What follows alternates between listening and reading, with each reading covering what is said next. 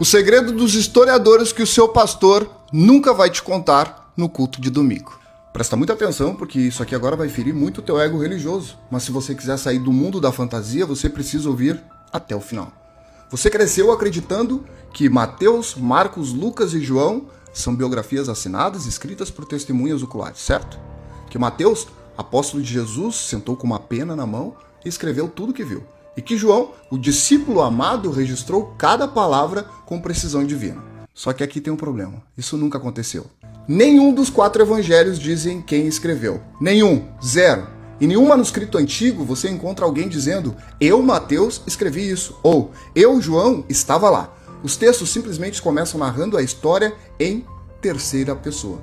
Isso não é opinião minha. Isso é análise textual básica, ensinada em qualquer curso sério de história antiga. Os manuscritos mais antigos que existem, os mais próximos do original, não têm o nome do autor no texto. Os títulos Evangelho segundo Mateus, segundo Marcos, só aparecem décadas depois, quando esses escritos já estavam circulando anonimamente entre comunidades cristãs diferentes. E meus queridões, isso é consenso acadêmico, inclusive entre estudiosos cristãos. Agora, pensa comigo usando a lógica e não a emoção. Os discípulos de Jesus eram judeus pobres da Galileia, pescadores, camponeses, falavam aramaico, viviam numa região onde a maioria da população era analfabeta. E agora, olha para os evangelhos. Eles foram escritos em grego sofisticado, com uma estrutura literária complexa, citações das Septuagintas e técnicas retóricas que exigem informação avançada. Isso não é linguagem de pescador galileu. Além disso, os evangelhos foram escritos entre 40 e 70 anos depois da morte de Jesus. Tempo suficiente para testemunhas morrerem, histórias serem alteradas, tradições orais se misturarem.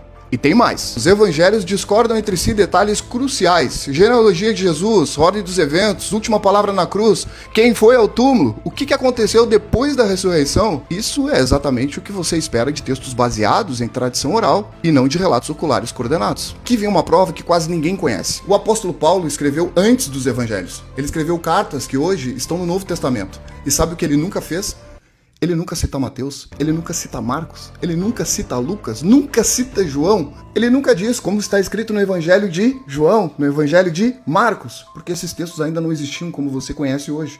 Então, o que aconteceu de verdade? No século II, a igreja precisava decidir quais textos eram oficiais e quais não eram. Circulavam dezenas de evangelhos diferentes, todos anônimos. Para dar autoridade a 4 deles, foi feita a jogada mais antiga da humanidade: associar um texto a um nome famoso. Exatamente como pegar uma frase qualquer da internet e colocar a foto do Einstein embaixo para parecer profunda. Isso não é teoria da conspiração, isso está documentado. Padres da igreja como Papias e Irineu são os primeiros a atribuir nomes aos evangelhos, não aos autores. Séculos depois dos fatos, sem prova, sem manuscrito assinado, só a tradição oral dizendo: acredita que foi assim.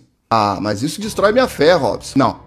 Isso destrói a mentira confortável que te contaram. Se a tua fé depende da ideia falsa de que esses textos foram escritos por testemunhas oculares, então ela já nasceu frágil. Fé que não aguenta investigação histórica não é fé, é dependência emocional. Agora você tem 2 opções: fingir que nunca ouviu isso e voltar para o conforto da história infantil da escola dominical, ou fazer o que quase ninguém tem coragem: encarar a história real de como o livro mais famoso do mundo foi montado, editado e vendido como verdade absoluta. E se isso te chocou, fica tranquilo, o buraco é muito mais profundo. Se você gostou desse vídeo, não esquece de me seguir, deixa teu comentário aqui embaixo, faz um malabarismo de vocês aqui. Não esquece de me seguir, um grande abraço, tamo junto.